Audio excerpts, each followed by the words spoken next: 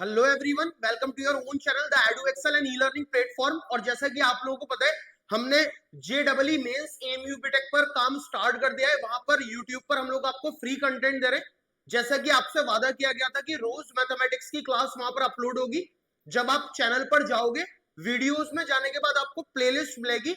वहां प्लेलिस्ट में 4 playlist available है। एक 11 slash JEE Mains AMU BTech के नाम से, और एक 12 slash JEE Mains AMU BTech के नाम से, सेम ऐसा ही 11 स्लैश नीट के नाम से, और एक 12 स्लैश नीट के नाम से। वहां पर रोज आपको चैनल में एक फ्री कंटेंट मिल रहा है, जहां रोज आपको मैथमेटिक्स की वीडियो अपलोड होती हुई दिखाई देगी। और मैंने बोला था उसके पैरेलल में मैथ्स के साथ या तो फिजिक्स आएगा, या तो केमिस्ट्री आएगा, और या तो बायोलॉजी आएगा। तो अब तक जो वीडियोस चल रही थी वो मैथमेटिक्स और फिजिक्स की चल रही थी। अब आपको जल्दी ही मैथमेटिक्स के साथ नीट वाली प्लेलिस्ट में बायो की वीडियो भी अवेलेबल करा दी जाएगी। तो आपको बता दूं, हमने क्लास 11 से स्टार्ट किया है। पहला चैप्टर सेट के 3 लेक्चर में आपको लगभग पढ़ा चुका हूं। Set number 1, lecture number 1, lecture number 2, lecture number 3। आज है हमारा सेट का लेक्चर नंबर 4, जिसमें हम ऑपरेशन ऑन सेट्स देखने वाले हैं। आज की क्लास बहुत इंपॉर्टेंट होने वाली है, क्योंकि हम 4 इंपॉर्टेंट टॉपिक्स देखेंगे जो जेडबलई मेंस में आते हैं और 11th के रेगुलर एग्जाम में भी पूछे जाते हैं। That is Venn diagram, union of sets, intersection of sets and difference between two sets. तो बेटा टाइम को वेस्ट ना करते हुए यहाँ पर स्टार्ट करते हैं। Hello everyone, okay. तो यहां पर हम सेट डिस्कस कर रहे हैं मैथमेटिक्स का। ये थोड़ा सा मैं आपको अपने बारे में बता दूं। I am your mathematics mentor at this particular platform, HOD of mathematics हूं at YAC and edu excel. लगभग पढ़ाते हुए 7 से 8 साल का एक्सपीरियंस है, 7 इयर्स ऑफ एक्सपीरियंस है। ओके, मैंने diploma in mechanical engineering pass out किया हुआ है अलीगढ़ मुस्लिम यूनिवर्सिटी से। I am the associate member of institution of engineers India. I am also graduated from Institution of Engineers India. I am also chartered engineer from Institution of Engineers India. Okay, जैसा कि मैंने आपको rank pro के बारे में बताया था, जितने भी मैनेजमेंट वाले एग्जाम होते हैं, जैसे एमबीए हुआ और बीबीए हुआ, है ना, और बीए एलएलबी हुआ, छोटे एग्जाम्स भी जैसे 11th एंट्रेंस कॉमर्स के लिए हुआ, तो उसकी हमने लास्ट 10 इयर्स के पेपर को सॉल्व करके उसको एक बुक के फॉर्म में अवेलेबल कराया है, जो आपको अमेजोन में मिल जाएगी। अमेजोन पर अवेलेबल है, या फिर किसी भी मार्केट में आप जाते हो तो स्टेशनरी की दुकान पर आपको वो अवेलेबल हो जाएगी। बुक का नाम है रैंक प्रो, और उसमें जितना भी मैथमेटिकल कंटेंट है वो सब मैंने लिखा हुआ है और मैंने सॉल्व किया हुआ है। Okay, for more you can search on Google as well as on YouTube as the best teacher of quantitative aptitude in Aligarh. अगर आप best teacher of quantitative aptitude in Aligarh करके सर्च करते हो गूगल पे, या फिर आप सर्च करते हो यूट्यूब पर, तो वहां पर आपको मैं देखने के लिए मिल जाऊंगा। और ये था मेरे बारे में। इसी के साथ हम अपने टॉपिक पे आते हैं। तो आज का जो हमारा टॉपिक है, उसकी स्टार्टिंग बेटा हम लोग जो करने वाले हैं वो करने वाले हैं वेन डायग्राम से। ओके, तो वेन डायग्राम के बारे में मैं आपको थोड़ा सा समझा दूं। वेन डायग्राम है क्या? हमारे पास with the help of diagram, with the help of diagram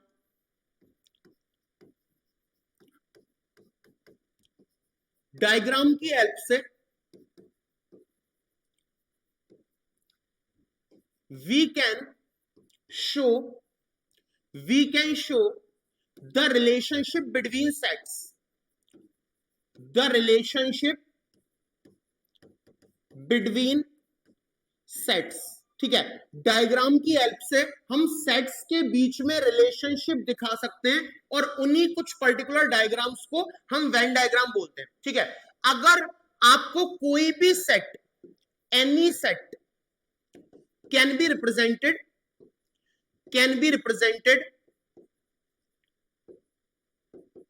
by circle।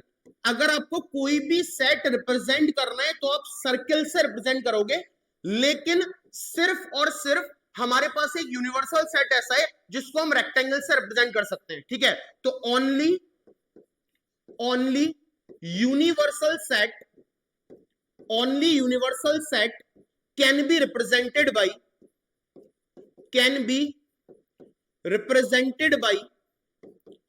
Be represented by rectangle. इस बात को खास ध्यान रखा जाएगा, जब भी आप वेन डायग्राम बनाओगे तो आपके पास 10 से 11 तरीके के फिगर्स अवेलेबल नहीं है। आपको सिर्फ 2 ही फिगर यूज करने हैं। एक आप सर्किल का यूज कर सकते हो और दूसरा आप रेक्टेंगल का यूज कर सकते हो। अगर आपको कोई भी सेट डायग्रामेटिकली रिप्रेजेंट करना है तो आप सर्किल ही बनाओगे। बस वाहिद एक अकेला सेट, यूनिवर्सल सेट ऐसा है जो मैंने आपको लास्ट लेक्चर में समझाया था, that is our grandfather set.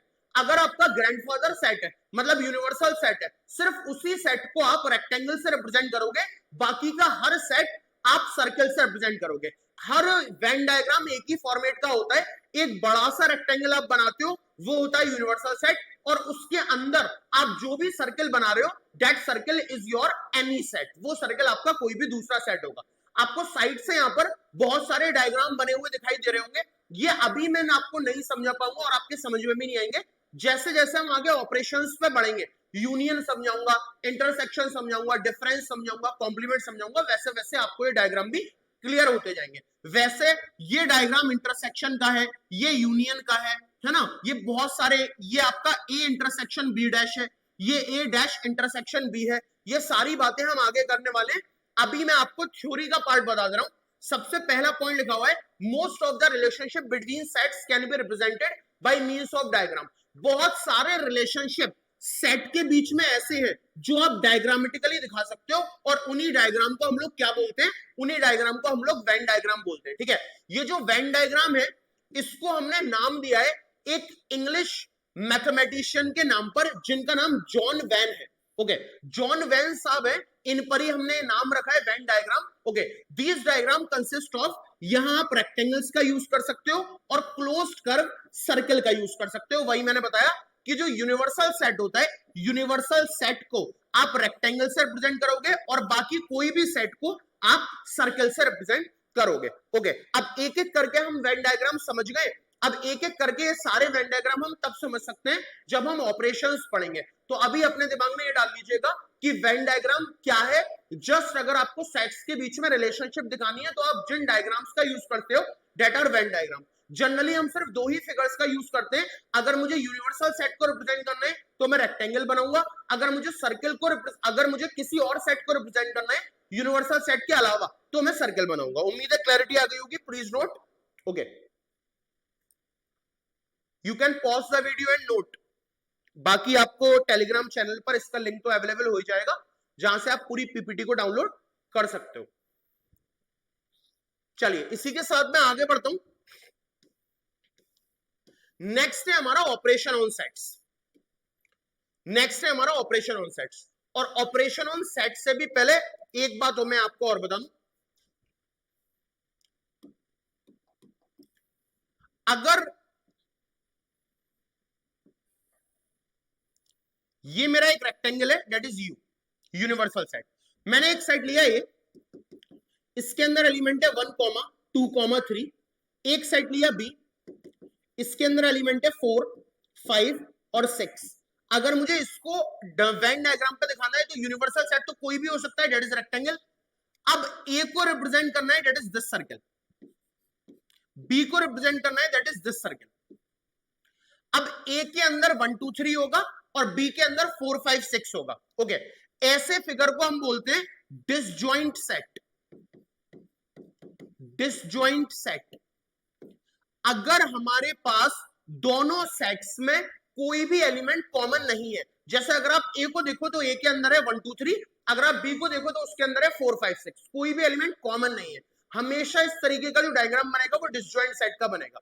वही ऑन द अदर हैंड अगर मैं इसको ऐसे देखूं कि अगर मैं एक सेट ले लेता हूं ए, इसके अंदर एलिमेंट है 1, 2, 3, एक सेट ले लेता हूं बी, इसके अंदर एलिमेंट है 2, 3, 4।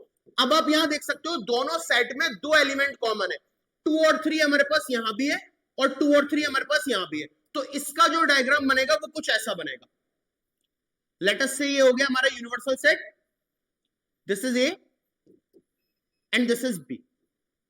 ओके, ये इंटरसेक्टिंग सर्कल्स कहलाते हैं, इंटरसेक्टिंग सर्कल्स। तो याद रखिएगा अगर आपका डिसजॉइंट सर्कल है तो इसका मतलब दोनों सेट में कुछ भी कॉमन नहीं है। ऑन द अदर हैंड अगर आपका इंटरसेक्टिंग सर्कल है तो दोनों सेट में कोई ना कोई एलिमेंट कॉमन हो सकता है। जैसे मैंने एक एग्जांपल दिया, वहां 2 और 3 कॉमन है, इस वजह से मैंने इंटरसेक्टिंग सर्कल बनाए, और दूसरे डायग्राम में ए और बी में कुछ भी कॉमन नहीं है, दैट्स व्हाई हमने डिसजॉइंट सर्कल बनाए। जनरली यही दो तरीके के वेन डायग्राम होते हैं। अब हम आते हैं ऑपरेशन ऑन सेट्स पर। Okay, next one is operation on sets. इसको देखेंगे, समझेंगे।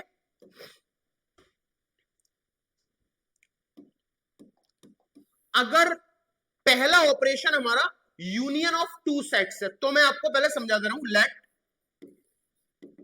ए and B are two sets, A और बी हमारे दो सेट्स हैं, ठीक है। अगर मुझे union of A and B, अगर मुझे ए और बी का यूनियन लेना है तो मैं उसको लिखूंगा कैसे, रिप्रेजेंट करने का तरीका क्या है, A U B, this is the sign of union. ये मेरा यूनियन का साइन होता है, ठीक है। अगर आपने दो नाम लिखे ए और बी और उसके बीच में यू बना दिया, मतलब दोनों सेट के बीच में यूनियन लेना है। ओके, यूनियन होता क्या है, ए यूनियन बी क्या होता है, मैं सेट बिल्डर फॉर्म में लिख रहा हूं। इसके अंदर एक्स एलिमेंट होगा such that x belongs to a, x a से बिलोंग करेगा, और x belongs to b, और हमारा x जो है वो b से भी बिलोंग करेगा, ठीक है। जब भी दो सेट का हमें यूनियन लेना है तो यूनियन का मतलब हमें एक ऐसा सेट लेना चाहते हैं, a यूनियन b के अंदर एक ऐसा सेट आएगा जहां आप जो भी एलिमेंट डालोगे वो एलिमेंट a में होगा, वो एलिमेंट बी में भी होगा, यानी x बिलोंग्स टू ए, और और या तो वो एलिमेंट आपका बी में भी होगा। ओके, अगर मैं इसी बात को एग्जांपल के तौर पर समझाऊं तो लेट अस टेक ए के अंदर है 1, 2, 3, और बी के पास है 4, 5, 2।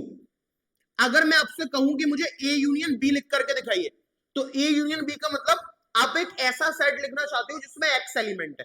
अब एक्स ए से बिलोंग कर रहा हो और या फिर एक्स बी से बिलोंग कर रहा हो। तो मैं आपको बता रहा हूं, जब भी यूनियन लिखने के लिए आए तो बच्चा याद रखना, तुम्हें सब कुछ लेना है, सब कुछ लेना है। सब कुछ का मतलब सारे एलिमेंट्स को लेना है, सारे एलिमेंट्स को लेना है, सारे एलिमेंट्स को लेना है, याद रखिएगा, सब कुछ लेना है, सारे एलिमेंट्स को लेना है। But there is no repetition, लेकिन रिपीट नहीं होना चाहिए। सारे एलिमेंट्स को लेना है, बात ठीक है, लेकिन कोई भी एलिमेंट रिपीट नहीं होना चाहिए। फॉर एग्जांपल, अगर मुझे इन दोनों सेट के लिए ए यूनियन भी लिखना है तो मुझे सारे एलिमेंट ले लेने हैं, सब कुछ ले लेना है, लेकिन कुछ भी रिपीट नहीं होना चाहिए। तो 1, 2, 3 यहां पर आएगा, 4 आएगा, 5 आएगा, लेकिन ये वाला 2 नहीं आ सकता क्योंकि 2 ऑलरेडी आ चुका है। तो ये मैंने सब कुछ ले लिया, सारे एलिमेंट ले लिए, लेकिन कोई भी एलिमेंट रिपीट नहीं हो रहा। आप देख पा रहे हो, सारे एलिमेंट ले लिए, सेट ए के भी सारे एलिमेंट मौजूद है, सेट बी के भी सारे एलिमेंट मौजूद है, लेकिन कोई भी एलिमेंट रिपीट नहीं हो रहा। ये होता है यूनियन लेने का तरीका, ये इसकी डेफिनेशन है सेट बिल्डर फॉर्म में, वो एग्जाम्पल है। अगर मुझे वेन डायग्राम बनाना है तो लेट अस टेक, ये हो गया हमारा universal set, this is A, this is B, और अगर मैं आपसे बोलूं ए यूनियन बी को शेड कर दो, तो सारे एलिमेंट लिए थे मतलब ये सब शेड हो जाएगा, सारे एलिमेंट लिए थे मतलब ये सब शेड हो जाएगा। तो वहीं यहां पर ए यूनियन बी का डायग्राम बना हुआ है, ए को भी आपने मार्क करा हुआ है और साथ में बी को भी आपने मार्क करा हुआ है। तो उसी के बारे में यहां पे लिखा हुआ है कि यूनियन ऑफ सेट्स क्या होता है, let A and B be any two set, the union of A and B is the set which consist of all the elements of A, जिसमें ए के सारे एलिमेंट आते हैं, जैसे यहां पर 1, 2, 3 आया है, okay, and all the elements of B, और बी के भी सारे एलिमेंट आते हैं, the common element being taken only once, लेकिन जो कॉमन एलिमेंट होगा वो आपको एक ही बार लेना है, ऐसा ना हो आप कॉमन एलिमेंट को रिपीट कर दो। ओके, तो इस बात का ख्याल रहेगा। The symbol U is used to denote the union, इस सिंबल का हम यूज करते हैं, अगर आपने ए यू बी लिख दिया तो इसका मतलब है ए यूनियन बी। ये सारी बातें मैं आपको यहां पर बता चुका हूं। ओके, आगे देखते हैं, the union of two sets A and B is the set C which consists of all those elements which are either in A or in B। वही डेफिनेशन मैंने सेट बिल्डर फॉर्म में यहां पर लिखी थी कि ए यूनियन बी का मतलब क्या होगा, x element x belongs to A और एक्स बिलोंग्स टू बी, वही है, और जरूर होगा यहाँ पर, ठीक है। Okay, some properties of the operation of union are, कुछ प्रॉपर्टीज है, एक तो ये कॉम्यूटेटिव लॉ को फॉलो करता है, ओके, यानी A union B is exactly equal to B union है। चेक कर लो, अगर मैं यहां आपसे बी यूनियन ए लेने के लिए बोलूं तो बी यूनियन ए में भी आप सारे एलिमेंट को लोगे, बी के सारे एलिमेंट ले लो 4 5 2 और ए के सारे एलिमेंट 1 2 3, 2 आप ले चुके हो यानी 1 और 3, तो ये और ये एक ही तो है, तो ये वही बोल रहा है, या तो आप ए यूनियन बी लो या तो आप बी यूनियन ए लो, ये दोनों बिल्कुल एक ही आएंगे, ये बिल्कुल एक ही है और ये इक्वल है, ठीक है, पहली प्रॉपर्टी। दूसरी प्रॉपर्टी, अगर आपने ए यूनियन बी ले लिया और उसका यूनियन सी के साथ ले लिया, यानी 3 सेट, अगर हमारे पास 3 सेट हो जाते हैं एबीसी, तो आप ए यूनियन बी ले लो और उसका यूनियन सी ले लो, तो वो एग्जैक्टली इक्वल होगा, आप बी का यूनियन सी के साथ ले लो और उसका यूनियन ए के साथ ले लो। This property is known as associative law, तो एसोसिएटिव लॉ को भी ये फॉलो करता है, ओके। अगर आप ए का यूनियन फाई के साथ लेते हो तो आंसर ए ही आएगा, और इसको हम बोलते हैं लॉ ऑफ आइडेंटिटी एलिमेंट, जहां पर फाई जो है आपका वो एम्प्टी सेट है। तो याद रखिएगा, अगर आप ए का यूनियन फाई के साथ ले लेते हो तो आंसर इज ए, आंसर हमारा ए ही आएगा, याद रखिएगा, ए का यूनियन फाई के साथ आंसर इज ए, ओके। तो उम्मीद है ये सारी बातें क्लियर हो गई होगी। प्लीज पॉज द वीडियो और नोट, इसको साथ के साथ नोट करते चलेंगे।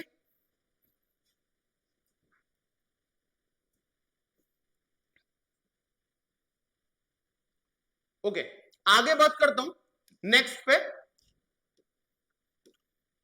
Next is intersection of sets. Sets का इंटरसेक्शन क्या होता है? तो इंटरसेक्शन बिल्कुल यूनियन जैसा है, आसान है। क्या बेसिक फर्क है वो मैं आपको समझाता हूं। देखिए, let A and B are 2 sets. मान लेते हैं कि ए और बी हमारे 2 सेट्स हैं। अगर मुझे ए इंटरसेक्शन बी लिखना है, ए इंटरसेक्शन बी लिखना है, तो इसको मैं ऐसे डिनोट करूंगा, ए दिस साइन और बी, ओके। यूनियन में यू होता है, इंटरसेक्शन में उल्टा यू होता है, ओके। अब इसकी सेट बिल्डर फॉर्म में डेफिनेशन दिखाता हूं। A intersection B is equal to, इसके अंदर एक्स एलिमेंट होगा such that X belongs to A and X belongs to B, ठीक है बच्चा। ए इंटरसेक्शन बी का मतलब एक्स इसके अंदर एलिमेंट है और जो हमारा एक्स है, वो ए से बिलोंग कर रहा है एंड, और वो एक्स बी से भी बिलोंग कर रहा है। यूनियन और इंटरसेक्शन की डेफिनेशन में यही फर्क है। आपको याद है अभी ऊपर वाली स्लाइड में मैंने यूनियन की डेफिनेशन पढ़ाई, तो मैंने वहां पर लिखा इसके अंदर एक्स एलिमेंट होगा, एक्स बिलोंग्स टू ए, और मैंने वहां लिखा था और x belongs to B. Union का मतलब होता है सारे एलिमेंट को ले लेना, लेकिन यहां लिखा है X belongs to A and X belongs to B, मतलब हुआ सिर्फ ओनली कॉमन एलिमेंट। हमें सिर्फ वो एलिमेंट चाहिए जो कॉमन है।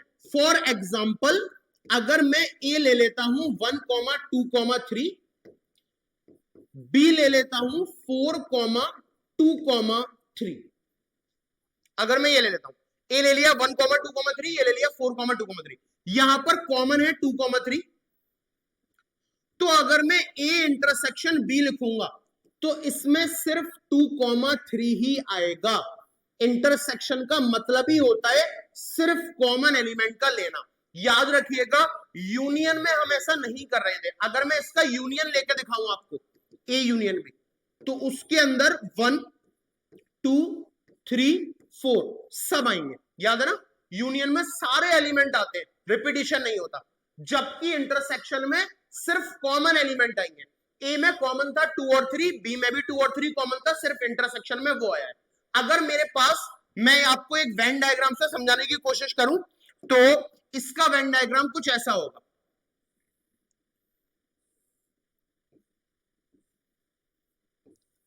This is A, this is B. ये जो कॉमन वाला रीजन है ये इंडिकेट कर रहा है इंटरसेक्शन बी को, ओके। तो यही बात मैंने यहां पर लिखी हुई है कि the intersection of sets A and B is the set of all the element which are common to both A and B. सिर्फ वो एलिमेंट आएंगे जो ए और बी में कॉमन है। इसमें हम इस सिंबल का यूज करते हैं ए इंटरसेक्शन बी को नोट करने के लिए, और ए इंटरसेक्शन बी की डेफिनेशन एक्स एलिमेंट होगा, एक्स ए से बिलोंग करेगा एंड एक्स बिलोंग करेगा बी से। तो ये बात मैं आपको बहुत अच्छे से समझा चुका हूं। दो सेट्स का intersection is the set of all those element which belong to both A and B, जो बोथ में आने चाहिए, यानी जो आपके कॉमन एलिमेंट होंगे सिर्फ वो आएंगे। कुछ प्रॉपर्टीज है हमारे पास, चाहे आप ए इंटरसेक्शन बी लो चाहे आप बी इंटरसेक्शन ए लो, दोनों वैल्यूज इक्वल आएंगे। एसोसिएटिव को भी फॉलो करता है, आप ए का इंटरसेक्शन बी के साथ ले लो और उसका इंटरसेक्शन सी के साथ ले लो, वो एग्जैक्टली इक्वल होगा। आप बी का इंटरसेक्शन सी के साथ ले लो और बाद में ए के साथ ले लो। यहां पर इसको देखते हैं, ये क्या है, अगर आप ए का इंटरसेक्शन फाई के साथ ले लेते हो तो आपके पास फाई आएगा।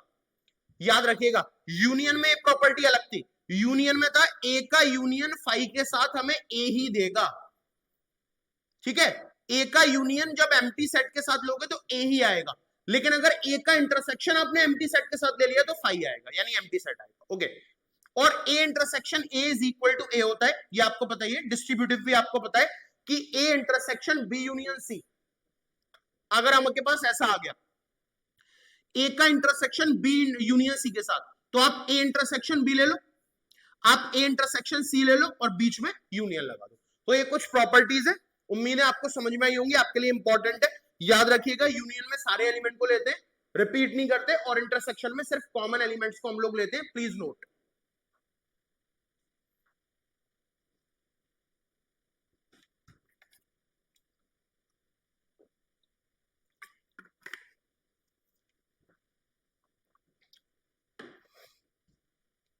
आगे देखते हैं,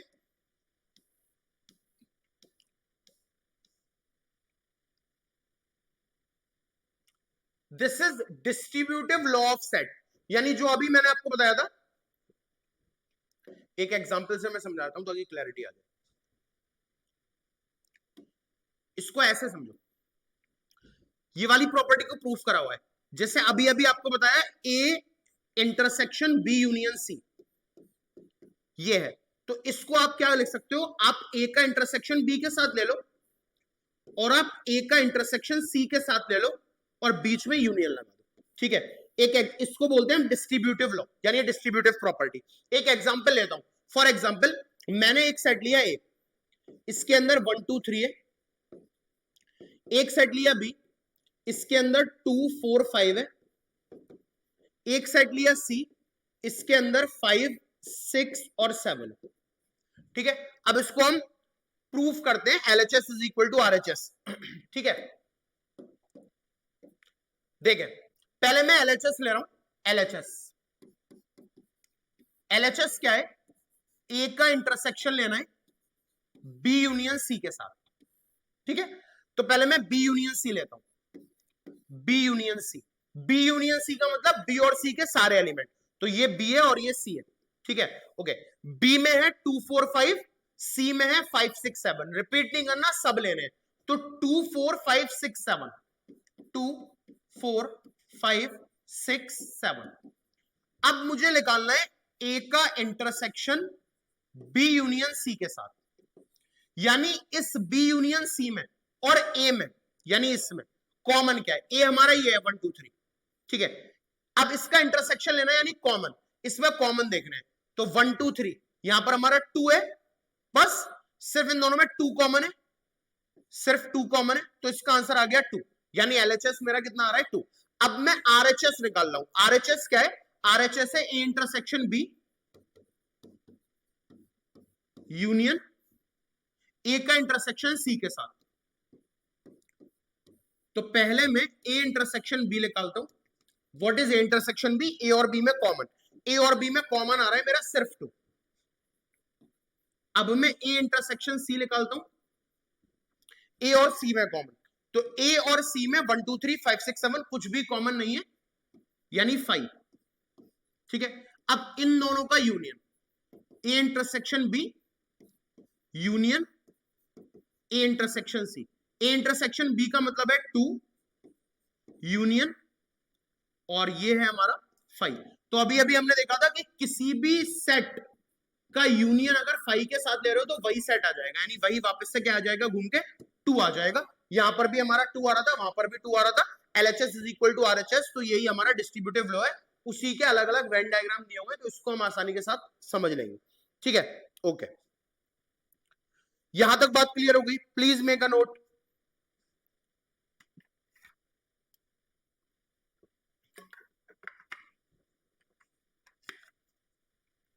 चलिए इसी के साथ साथ आगे बात करते हैं। नेक्स्ट ऑपरेशन है हमारा the difference of sets. Difference of sets क्या होता है? ठीक है, तो पहले मैं इसको समझा देता हूं। Let A and B are two sets. मान लेते हैं ए और बी हमारे दो सेट्स है। ठीक है, अगर मुझे ए माइनस बी लिखना है, this is difference A minus B, तो ए माइनस बी का मतलब क्या होता है?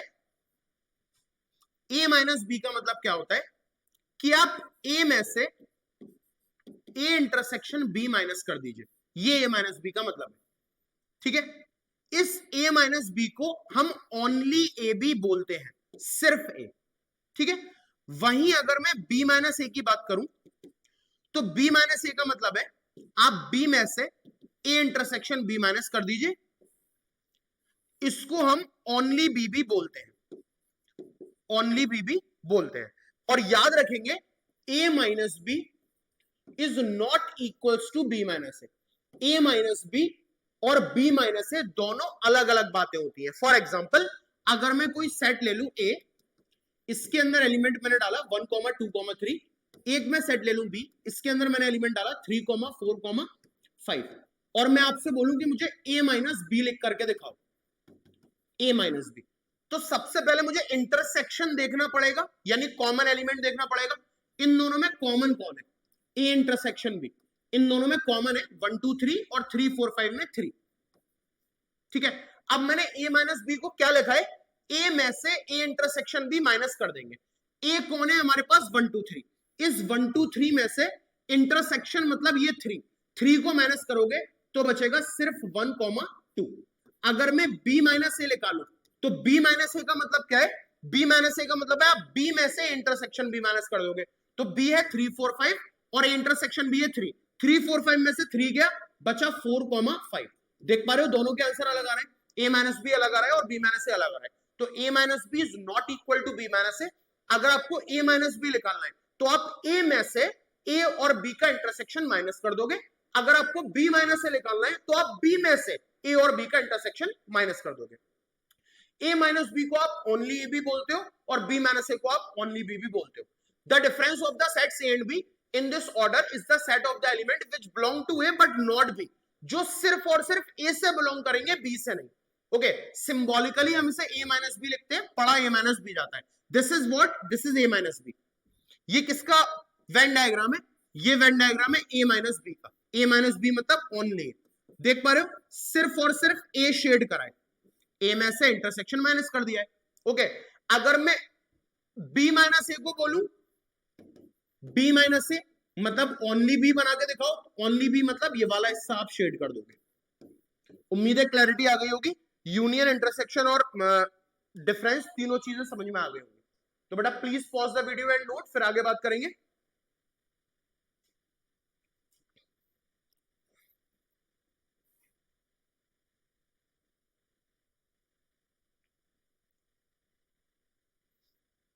ओके, आगे बात करते हैं इसी के साथ। तो ये हुआ हमारा आज का टॉपिक कंप्लीट। अब हम बात करते हैं इसी पर बेस्ड जो हमारे कुछ क्वेश्चन है इंपॉर्टेंट उस पर। दिस इज क्वेश्चन नंबर 1, आइए मिलकर करेंगे।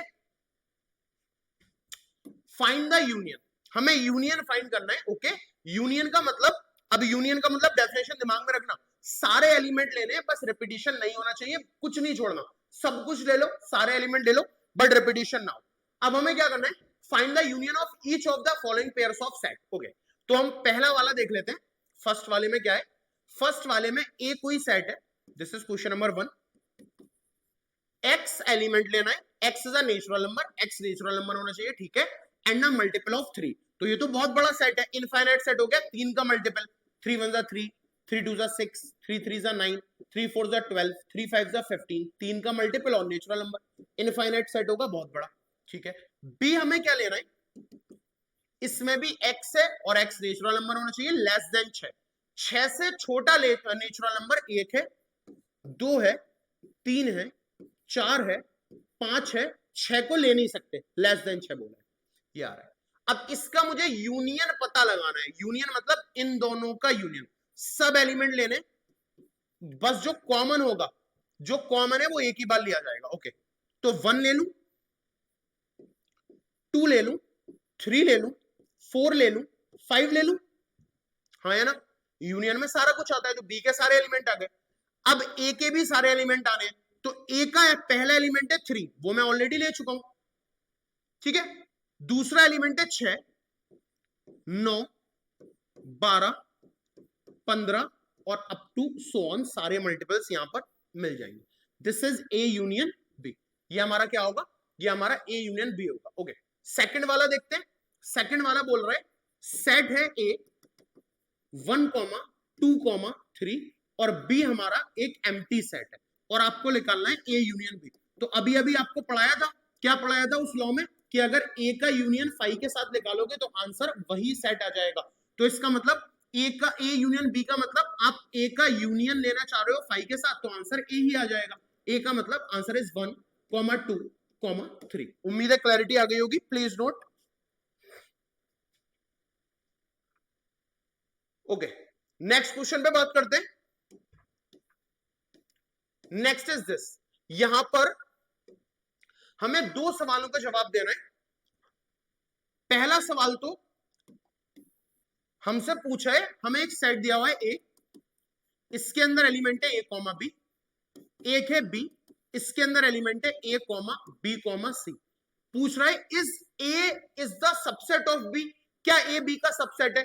तो ए के एलिमेंट ए कॉमा बी क्या मुझे बी में दिखाई दे रहे हैं, हाँ, तो yes A is the subset of B, A B का सबसेट है। What is A union B, आसान है, सारे एलिमेंट ले लो, बस रिपीट ना होने पाए, तो ए भी आएगा, बी भी आएगा और सी भी आएगा। A union B is ABC. ABC is what B. Okay. This is our required answer or required result. उम्मीद है क्लैरिटी आ रही होगी, आराम आराम से चल रहा है। Next question is this.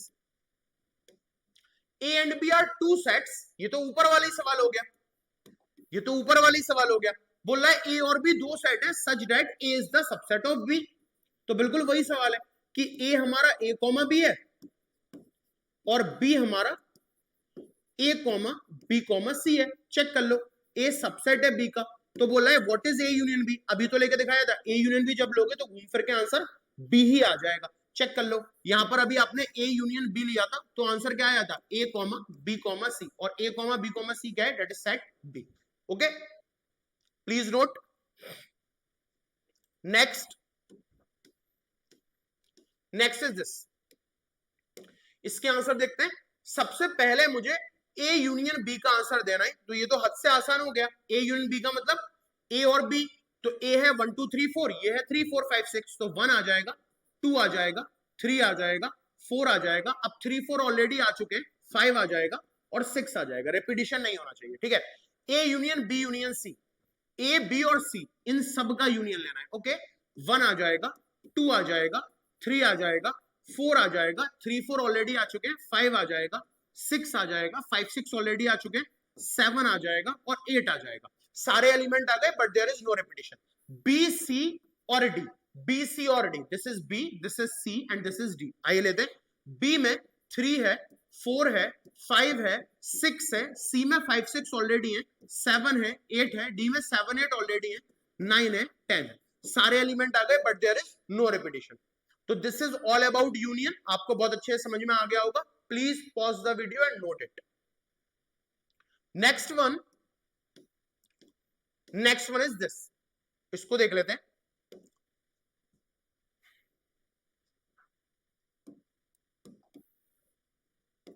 पहला सवाल, तो पहले सवाल में सबसे पहले मुझे B इंटरसेक्शन C लेना पड़ेगा। What is B intersection C, this is B, this is C। Intersection का मतलब होता है कॉमन, 11 13 11 13। ये कॉमन आ गया 11 और 13। अब ए का इंटरसेक्शन बी इंटरसेक्शन सी के साथ देना है। व्हाट इज ए? ए है 3, 5, 7, 9 और 11, यही है ना? ए 3, 5, 7, 9, 11 और इसका इंटरसेक्शन लेना है, मतलब इंटरसेक्शन कॉमन लेना है किसके साथ? बी इंटरसेक्शन सी, यानी 11 और 13 के साथ, 11 और 13 के साथ। तो इन दोनों में कॉमन देख ले रहे हैं, कॉमन हमारा सिर्फ और सिर्फ 11 ही तो है, तो इसका आंसर हो जाएगा सिर्फ और सिर्फ 11। ठीक है, ओके। सेकंड वाला, ए का इंटरसेक्शन डी के साथ, this is A and this is D, this is D. 15 और 17, यहां 3, 5, 7, 9, 11 कुछ भी कॉमन नहीं है, नथिंग इज कॉमन। सेकंड वाले का आंसर आ जाएगा 5, कुछ भी कॉमन नहीं है। ओके, ए और डी का इंटरसेक्शन, थर्ड वाले की बात कर रहा हूं मैं, ए और डी का इंटरसेक्शन, दिस इज ए और दिस इज डी। ए और डी का इंटरसेक्शन अभी लिया था, 5 आया, 5 का इंटरसेक्शन लेना है, 5 का इंटरसेक्शन लेना है और 5 का जो इंटरसेक्शन लेना है वो लेना है बी इंटरसेक्शन सी के साथ। ओके, बी और सी है, बी और सी का इंटरसेक्शन अभी निकाला था, ये निकाला बी इंटरसेक्शन सी। अच्छा, ये यूनियन बन गया है मुझसे, ओ बी और सी का यूनियन, गलती हो गई, मैंने यहां पर बी यूनियन, चलो कोई नहीं, इसको सॉल्व कर ले रहे हैं। फर्स्ट वाला थोड़ा सा गलत हो गया, मैं फर्स्ट वाले को हटा देता हूं, ये फर्स्ट वाला गलत हो गया, इसको हटा दीजिए, फर्स्ट वाला दोबारा कर लेंगे। ये 11 और 13 क्या थी? मैंने गलती से ले लिया है बी इंटरसेक्शन सी। अब ठीक है, अब सही है, ये मैंने ले लिया था बी और सी का इंटरसेक्शन, तो बी और सी में इंटरसेक्शन 11 और 13 ही आ रहा था, सही है। अब यहां पर बी इंटरसेक्शन सी मतलब 11 और 13, 11 और 13। अब ये हमने अभी अभी देखा था कि अगर ए सेट का इंटरसेक्शन 5 के साथ लोगे तो कुछ भी नहीं आएगा, तो इसका इंटरसेक्शन इसके साथ लोगे तो कुछ भी नहीं आएगा, 5 आ जाएगा। फर्स्ट वाला मैंने थोड़ा गलत कर दिया क्योंकि मैंने उसे बी यूनियन सी था, तो और बी और सी का यूनियन निकाल लेते हैं। बी और सी का यूनियन में आएगा 7, 9, 11, 13 और 15। ठीक है, अब ए का इंटरसेक्शन लेना है इसके साथ, ए का इंटरसेक्शन यानी कॉमन एलिमेंट लेना है, तो कॉमन एलिमेंट 7, 9, 11, 7, 9, 11, इसका आंसर आएगा 7, 9 और 11। उम्मीद है क्लैरिटी आ गई होगी। Please note, please pause the video and note down.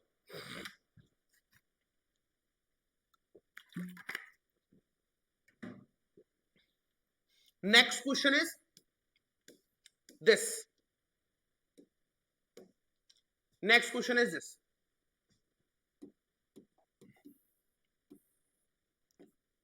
ए हमारा कोई सेट है जिसमें एक्स नंबर होगा और x is a natural number, x natural number होना चाहिए, मतलब नेचुरल नंबर का सेट है। बी हमारा इवन नेचुरल नंबर का सेट है। थोड़ा सा समझाने के लिए मैं लिख दे रहा हूं, ए में, ए के अंदर 1, 2, 3, 4, 5 ऐसे सारे काउंटिंग नंबर्स आ जाएंगे। बी की बात करूं तो बी में एक्स आएगा and x is a even natural number, यानी सारे इवन नंबर आ जाएंगे जो नेचुरल है, 2, 4, 6, 8, 10 अप टू सो ऑन। ठीक है, वहीं सी की मैं बात करूं तो इसके अंदर x is an odd natural number, odd natural number आ जाएंगे, यानी 1, 3, 5, 7, 9 अप टू सो ऑन। ठीक है, डी की बात करूं तो D x is a prime number, D में हमारे सारे प्राइम नंबर आ जाएंगे। ओके, प्राइम नंबर हमारा 1 तो प्राइम होता नहीं है, 2 प्राइम है ना, 3 प्राइम है, 4 प्राइम नहीं है, 5 प्राइम है, 6 प्राइम नहीं है, 7 प्राइम है, 8 प्राइम नहीं है, 9 प्राइम नहीं है, 10 प्राइम नहीं है, 11 प्राइम है, 12 प्राइम नहीं है, 13 प्राइम है, 14, 15, 16 नहीं है, 17 है, ऐसे सारे प्राइम नंबर इसमें आ जाएंगे।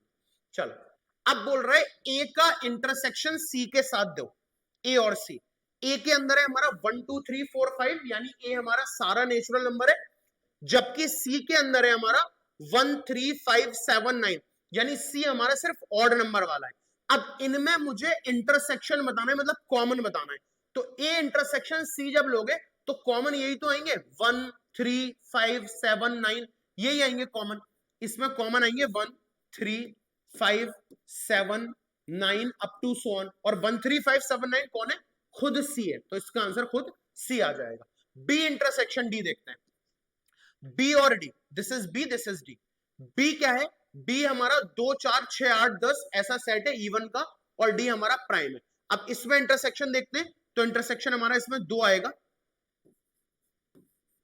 ठीक है, और हम जैसे जैसे आगे बढ़ेंगे तो यहां पर सारे इवन नंबर है, सब इवन नंबर है, 4 6 8 10, और यहां कोई इवन नंबर नहीं है, यहां कोई इवन नंबर नहीं आएगा, तो सिर्फ और सिर्फ 2 ही हमारा इसका आंसर हो जाएगा। सी इंटरसेक्शन डी, सी और डी, सी और डी का मतलब ये पहला और आखिरी सेट, सी और डी।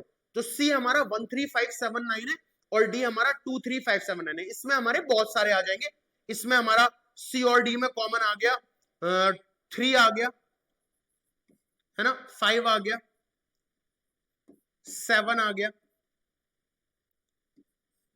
3 आ गया, 5 आ गया, 7 आ गया, जो ये वाले आ जाएंगे। ठीक है, तो उम्मीद है क्लैरिटी आ गई होगी यहाँ पर। तो सबसे अच्छा तरीका ये है कि आप लिख लो नेचुरल नंबर क्या है, इवन नंबर्स क्या है उनको लिख लो, ऑड नंबर्स क्या है लिख लो, उससे आप आसानी के साथ इसको कंसीडर कर पाओगे।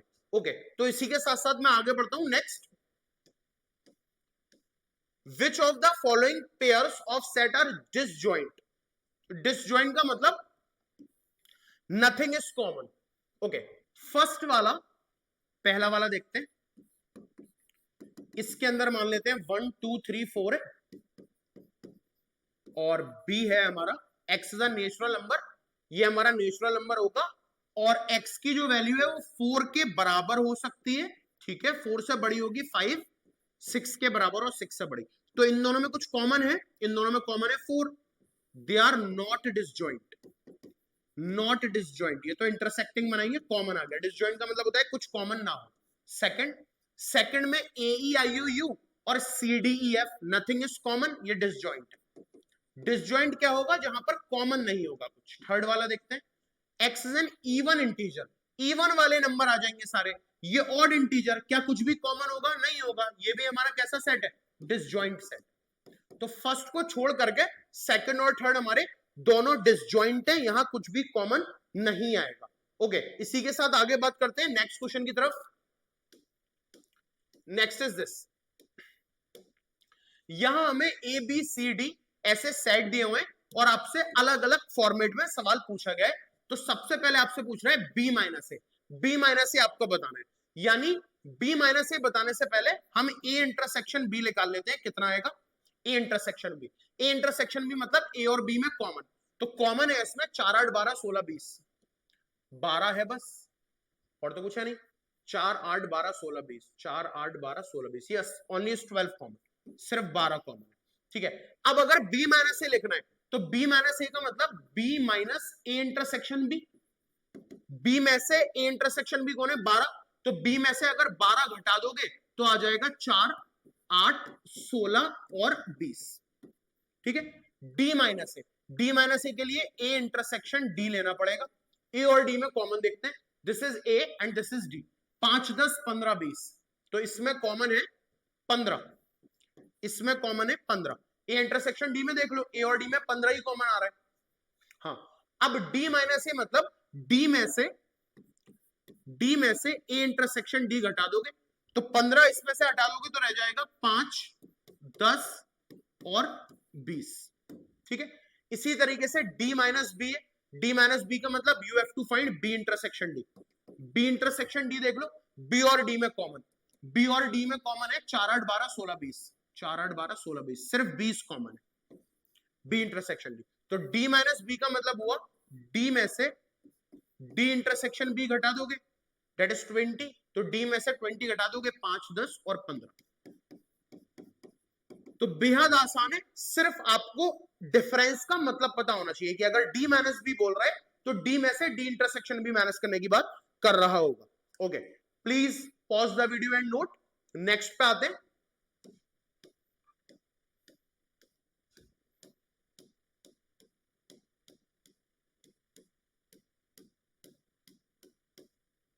तो हो गया ना, दिस इज नेक्स्ट, एक्स है हमारे पास A B C D, Y है हमारे पास एफ बी डी जी, आपको एक्स माइनस वाई फाइंड करना है। तो एक्स माइनस वाई से पहले मैं एक्स इंटरसेक्शन वाई यानी ये फाइंड कर लेता हूं। एक्स इंटरसेक्शन वाई का मतलब हो गया इसमें common A B C D F B, तो कॉमन इज बी, बस A B C D F B D G, common सिर्फ हमारा बी है, तो इसके अंदर आ जाएगा सिर्फ बी। एक्स माइनस वाई का मतलब X minus X intersection Y, X intersection Y है बी, यानी एक्स में से ए बी सी डी में से इंटरसेक्शन बी हटा दोगे तो आ जाएगा ए कॉमा सी कॉमा डी, ठीक है। वाई माइनस एक्स, उसमें से बी हटा दोगे तो हो जाएगा एफ कॉमा डी कॉमा जी, एफ कॉमा डी कॉमा जी। उम्मीद है क्लैरिटी आ गई होगी, ठीक है। सिर्फ इंटरसेक्शन की नॉर्मल डेफिनेशन है और कुछ भी नहीं है, nothing else. If R is the set of real number and Q is the set of rational number, R is the set of the real number, R हमारा एक रियल नंबर का set है, R सेट है real number का, ओके। Q set है rational number का, ओके। Then R minus Q is what, R minus Q is what, okay. R intersection Q देख लेते हैं, R इंटरसेक्शन Q देख लेते हैं। R इंटरसेक्शन Q क्या होगा, इन दोनों का इंटरसेक्शन, इसमें सारे रियल है, इसमें रेशनल है, तो दोनों का इंटरसेक्शन कौन होगा, रेशनल नंबर का सेट होगा, रेशनल नंबर का सेट होगा। और R माइनस Q का मतलब, R माइनस Q का मतलब हो गया आप रियल नंबर में से इंटरसेक्शन यानी रेशनल नंबर माइनस कर दोगे, और अगर रियल में से रेशनल नंबर सारे माइनस हो जाएंगे तो आंसर आ जाएगा हमारा इरेशनल नंबर का सेट, इरेशनल नंबर का सेट। उम्मीद है क्लैरिटी आ गई होगी भाई। सारे रियल नंबर में से रेशनल हटा दोगे, इरेशनल बचेंगे, okay. Next, next is this,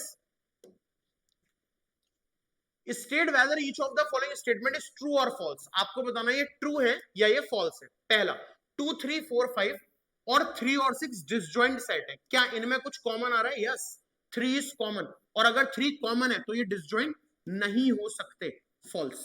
next, A I U U and A B C D are disjoint set ना, यहां भी कॉमन आ रहा है, ये ए है और ये ए है, और अगर ये कॉमन है तो ये भी डिसजॉइंट सेट नहीं हो सकते, फॉल्स। 2 6 10 14 3 7 11 15, इनमें कुछ भी कॉमन नहीं है, 2 6 10 14 और 3 7 11 15 दोनों अलग अलग है, मतलब ये डिसजॉइंट सेट है, this is true. Disjoint set में कुछ भी कॉमन कैसे हो सकता है, अगर कॉमन हो रहा है तो सर्कल इंटरसेक्ट कर जाएंगे, ओके। नेक्स्ट और लास्ट, ये हुआ हमारा complete. Thank you so much from the team Edu Excel. तो ये हमारा हुआ सेट का लेक्चर नंबर 4 कंप्लीट। अब हमारा लास्ट लेक्चर बचा हुआ है सेट का, that is complement of a set. बहुत छोटा टॉपिक है, लगभग आधे घंटे का टॉपिक है, उस पर हम बात और करके हमारा सेट चैप्टर पूरा एंड हो जाएगा। जितना ज्यादा हो सके वीडियो को लाइक कीजिए, चैनल को सब्सक्राइब कीजिए, और जितना ज्यादा हो सके वीडियो को शेयर कीजिए। Thank you very much, Allah Hafiz.